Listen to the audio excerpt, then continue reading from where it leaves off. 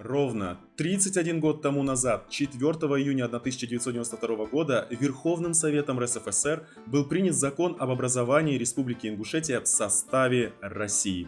Друзья, я вас всех приветствую, ассалям алейкум, меня зовут Артем, и как вы уже могли догадаться, я в этом выпуске буду говорить про самого своего большого друга, Республику Ингушетия, а также о судьбе Ингушетии в составе России. И хочу просто напомнить, что мой канал про путешествия и жизнь тех мест, которые я посещаю, про историю этих мест, про людей, которые там проживают, про их культуру, традиции, обычаи. Также я поднимаю очень важные темы межнациональных отношений. А где есть такие темы, там есть и политика, и геополитика. В общем, на моем канале интересно, поэтому подпишитесь обязательно, поддержите мой канал лайком и нажимайте на колокольчик, чтобы ничего нового на моем канале не пропустить. Мне интересно будет почитать ваше мнение, поэтому оставляйте его здесь внизу в комментариях. И если вы хотите поддержать мой канал в развитии, то все реквизиты указаны также внизу в описании.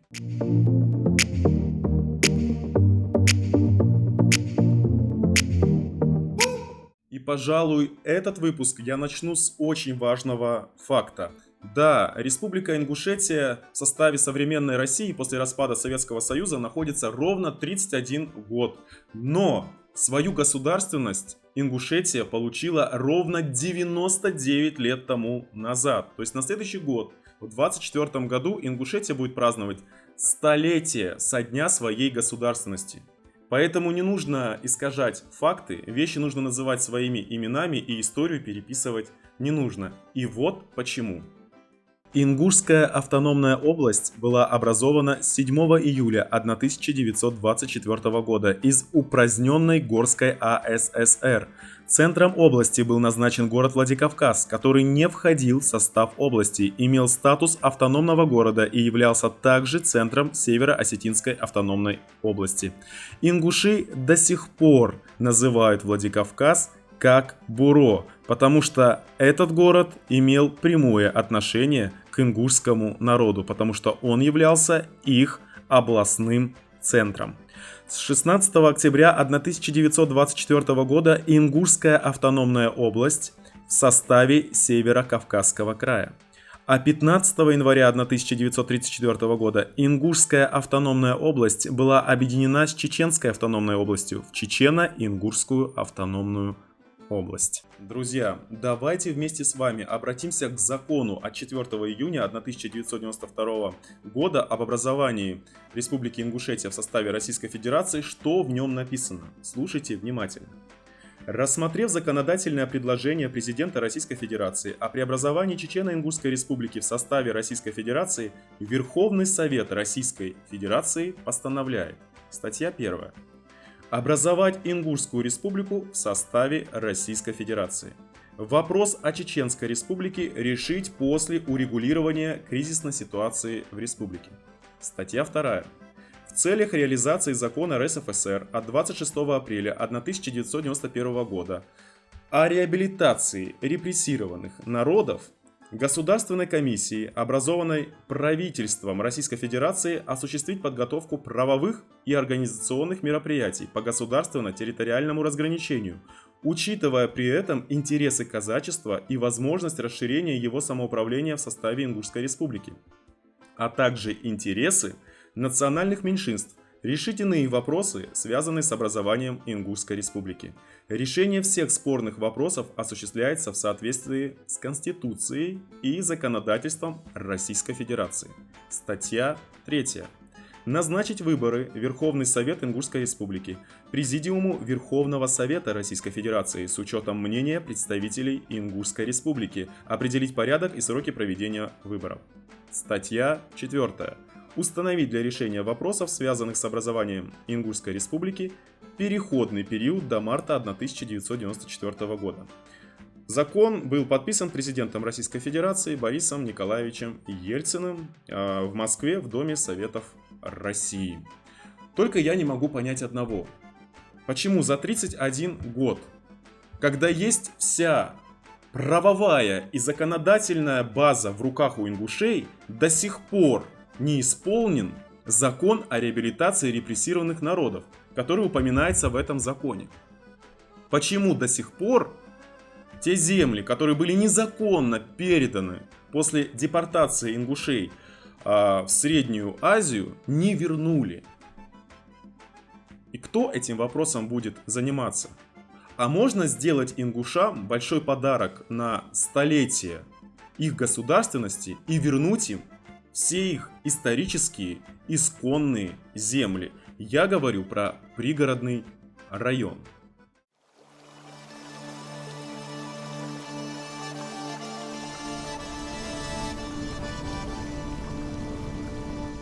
Республику Ингушетия поздравила председатель Совета Федерации Федерального собрания Российской Федерации Валентина Ивановна Матвиенко. Вот ее текст поздравления. Зачитываю. Поздравляю всех жителей республики с Днем образования Республики Ингушетия. Ингушетия неизменно вносит достойный вклад в укрепление и развитие нашей страны. Решение важных задач на Северном Кавказе. Путь становления республики ярко отражен в ансамбле мемориала памяти и славы в городе Назрани, посвященного основополагающим событиям в истории региона, выдающимся деятелям, активно участвовавшим в строительстве ингушской государственности. На этой древней земле сформировано уникальное этнокультурное наследие. Ее жители оберегают являющиеся достоянием России памятники природы, чтут переходящие из поколения в поколение традиции. Желаю благополучия, добра, новых достижений во имя Отечества. Эх, знала бы Валентина Ивановна, сколько мне шишек прилетело за правду, которую я озвучил в своих социальных сетях, которая касается истории ингушей, о которой я узнал как раз таки в музее, который находится на территории мемориального комплекса памяти и славы в городе Назрани. И в этом музее я узнал о большой несправедливости ко всему ингушскому народу, которая не оставила меня равнодушным. Поэтому я принял решение провести свое независимое журналистское расследование и рассказать своим подписчикам и зрителям истину и правду. И за эту правду на меня стали писать заявления в прокуратуру, стали обвинять меня в том, что я разжигаю межнациональную рознь, стали мне угрожать. За эти 4 года я только чего не натерпелся, но у меня уже выработался иммунитет. А рассказал я о том, что в 1944 году ингушей обвинили предателями, хотя ингуши наравне со всеми защищали Советский Союз и воевали за имя Сталина и находились на фронтах Великой Отечественной войны. И я это доказал. К примеру, я был в крепости Героев, Брестской крепости в городе Бресте, где золотыми буквами на стенах Брестской крепости высечены ингушские фамилии и имена. Например, Эсмурзиева, Цычоева, которые героично отстаивали Брестскую крепость и были в этой крепости до конца. И почему-то про это очень мало говорят. Очень много ингушей, которые боролись с немецкими захватчиками, оккупантами, фашистами и нацистами. В том же городе воинской славы Малгобеке, где полегло 120 тысяч человек, чтобы не отдать эту чистую малгобекскую нефть. Об этом нужно говорить. Про это нужно написать в учебниках истории, чтобы наши дети знали, как это все было, чтобы этого никогда в нашей стране не произошло. Мы с вами живем в многонациональной, многоконфессиональной стране. Мы должны друг друга уважать. Мы должны друг про друга знать. Чтобы предотвратить все плохое заранее, об этом, конечно же, Кремль должен позаботиться.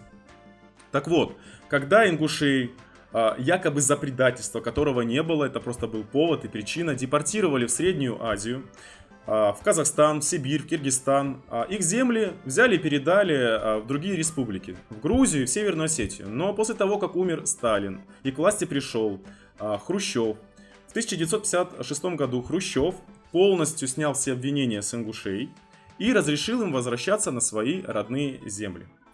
Как только стали ингуши возвращаться на свои родные земли, они узнали, что их земли, ну точнее их часть, передали в состав Грузинской ССР и Северо-Осетинской. Ну конечно же ингушей это не устроило, как так? Их исконно исторические земли взяли и разделили, но грузины сразу все поняли и вернули эти земли ингушам. Показали свое истинное братство, и все-таки соседи должны жить в мире и согласии. А вот местная власть того времени Северной Осетии по экономическим соображениям решила пригородный район не возвращать. И вот с этого момента, с 1957 года, между ингушами и осетинами стали происходить разные конфликты на бытовой почве. Далее, после распада Советского Союза, 26 апреля, как я уже об этом сказал ранее, 1991 года Борис Ельцин подписал закон о реабилитации репрессированных народов, в котором четко говорится о том, что репрессированным народам должны вернуть все, что им принадлежало до депортации, до высылки. Но чтобы этот закон не был исполнен, местная власть в лице Галазова, североосетинская местная власть, решила сорвать этот закон. И в конце октября 1992 года произошел осетино-ингушский конфликт, в котором пострадало более 60 тысяч ингушей. Как они издевались над ингушами. Можно сказать, это был некий даже геноцид. Это же ужас, это же правда. И зачем эту правду скрывать? Ингуши просто малочисленный народ.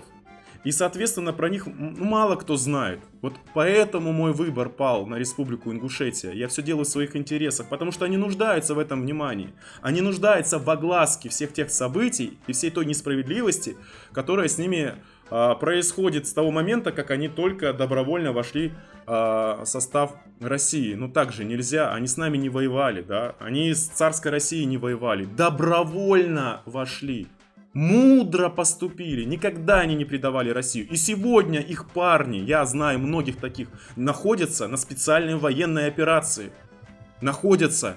И точно так же, как в годы Великой Отечественной войны, отстаивают нашу с вами страну, наши интересы, наше будущее. Чтобы у нас здесь было все хорошо. Некоторые отдают свои жизни, умерли потому что там. Особенно в начале всех этих действий. Это нужно знать.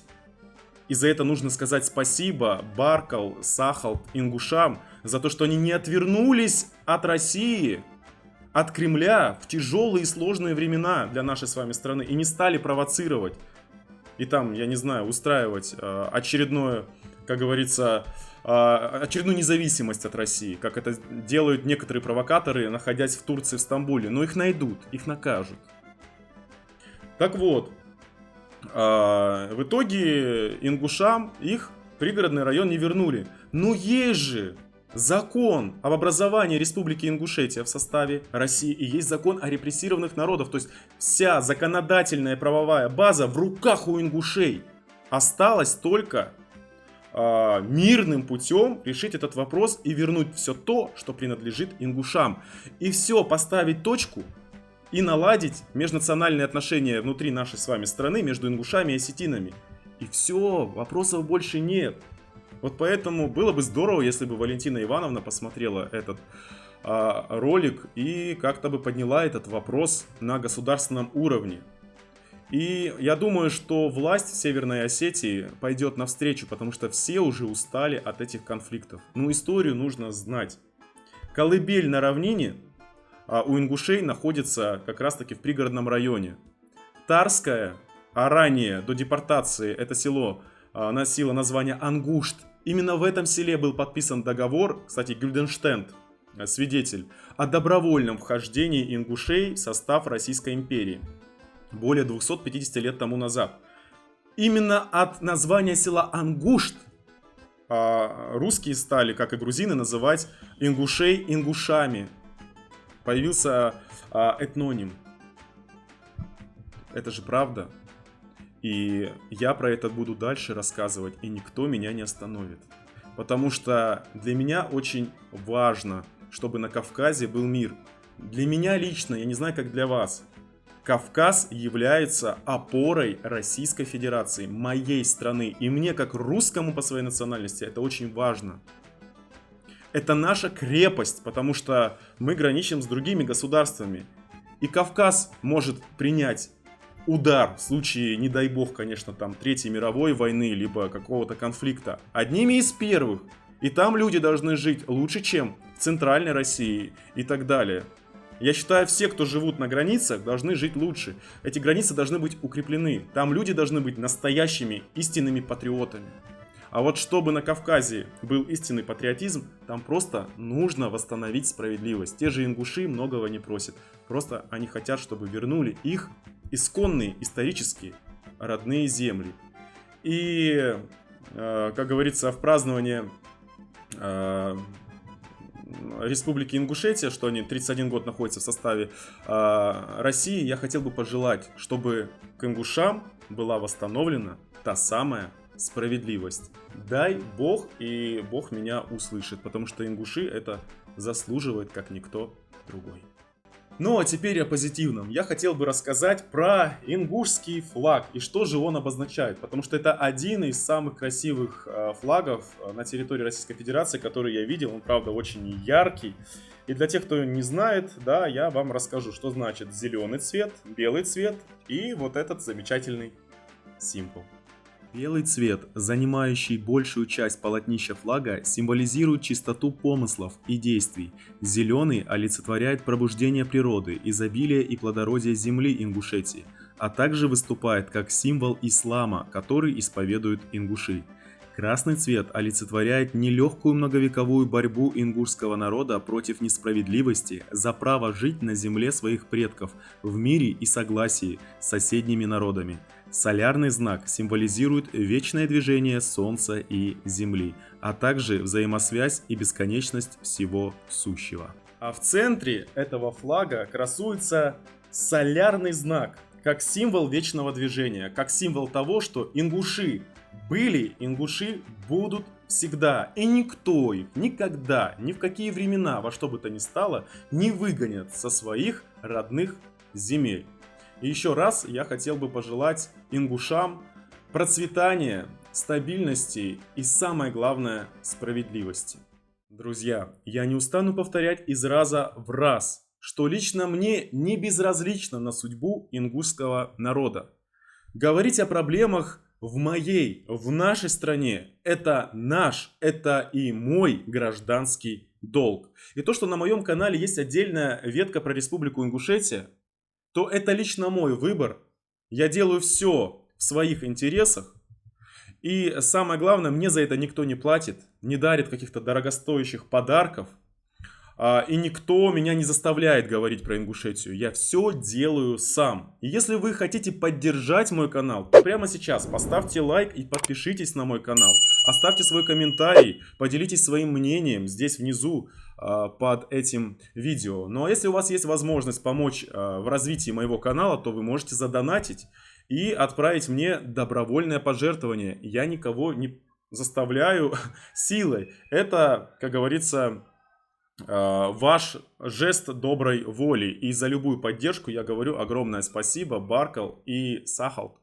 Потому что если бы не вы, то у меня не было бы ни вот этой награды, не было бы в целом моего блога здесь, в Ютубе. Я очень благодарный человек, и я все помню, и благодарен каждому своему адекватному, нормальному подписчику, который вот уже на протяжении 4 лет следит за моей блогерской деятельностью как независимого журналиста. Так вот, я хотел бы сейчас зачитать очень грустную новость, которая связана с событием 2018 года, когда местная власть Республики Ингушетия решила без мнения ингушей взять и передать ингушские земли в состав Чеченской Республики. И настоящие патриоты своей республики и нашей с вами страны России пострадали. Их посадили в тюрьму, дали сроки от 7,5 до чуть ли там не 10 лет. И сидят в основном старики. А еще там сидит замечательная женщина, патриот своей малой родины, патриот России, настоящий журналист Зарифа Саутиева. И вот новость, очень грустная. Длительный арест сказался на здоровье и психологическом состоянии ингушской активистки Зарифы Саутиевой. Она подавлена и стала часто болеть, сообщил адвокат Билан Дзугаев. Я бы хотел обратиться, я не знаю, к прокуратуре Российской Федерации. Я бы хотел обратиться к прокуратуре Республики Ингушетия, к влиятельным людям. Возможно, меня услышит Евкуров Юнусбек. Я вас очень прошу, сделайте так, чтобы из тюрьмы вышли старики и вот эта замечательная женщина Зарифа Саутиева. Потому что тот митинг был санкционирован с властями, насколько мне известно, и насколько я проинформирован.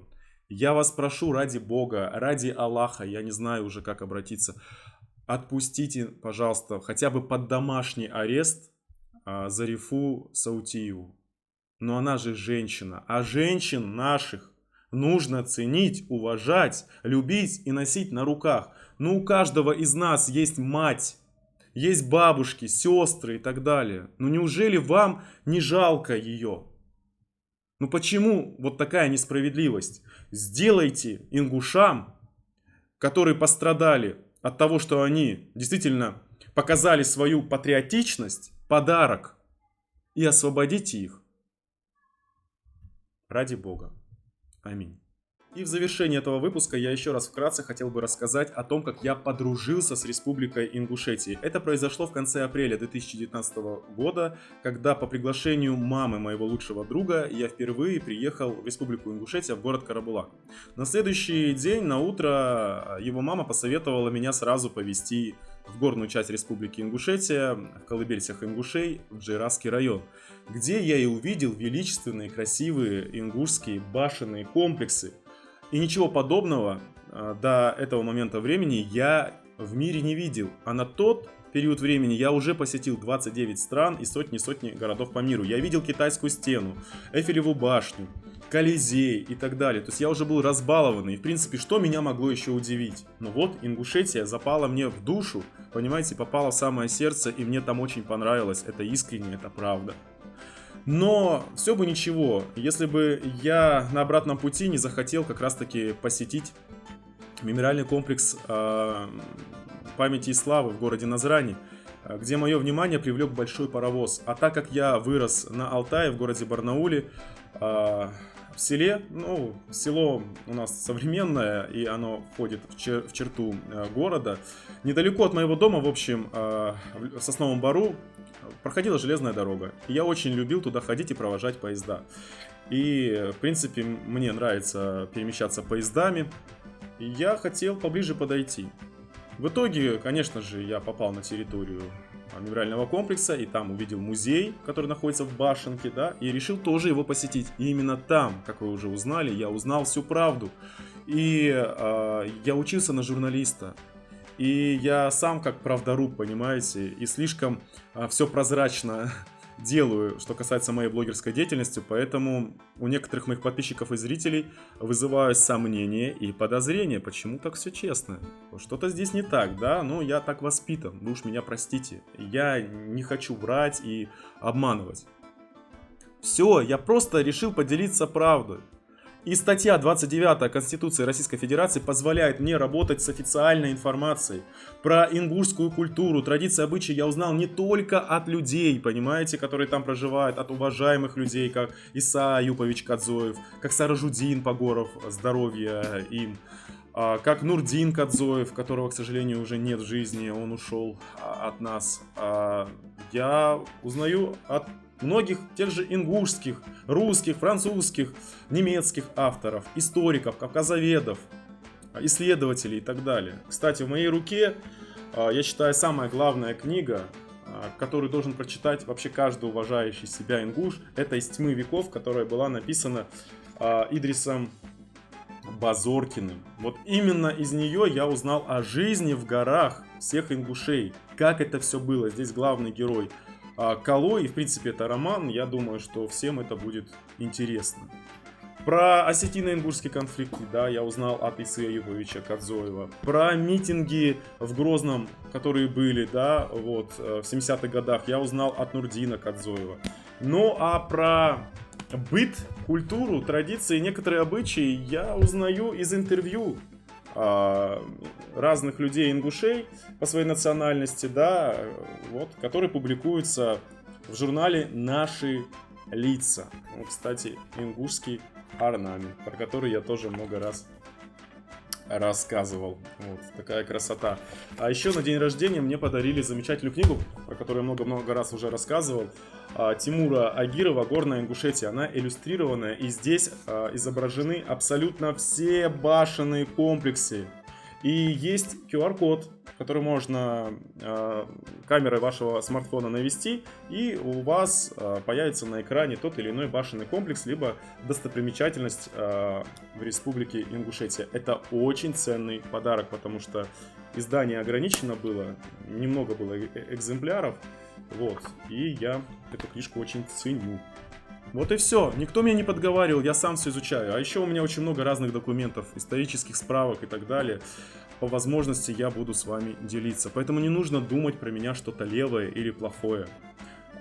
Я, как независимый журналист, занимаюсь независимой журналистикой, и мне это нравится. Но помимо этого на моем канале же есть много разных других видео, которые никак не касаются ни истории, ни политики, ни геополитики, ни каких-то проблем. Да, все на лайте, все на расслабоне. Пожалуйста, у меня для каждого своего подписчика и зрителя есть что-нибудь интересное, да, для вас посмотреть. Поэтому обязательно подписывайтесь на мой канал, ставьте лайк, делитесь своим мнением у меня в комментариях. И еще раз, ингушам Сахал, огромное спасибо, Баркал, за вашу поддержку. Пусть ваша республика процветает. Я никуда не пропадаю, я с вами. Дай бог, чтобы все было хорошо. Берегите себя. Ну а меня зовут Артем, кто еще не знает. Увидимся с вами в следующем выпуске.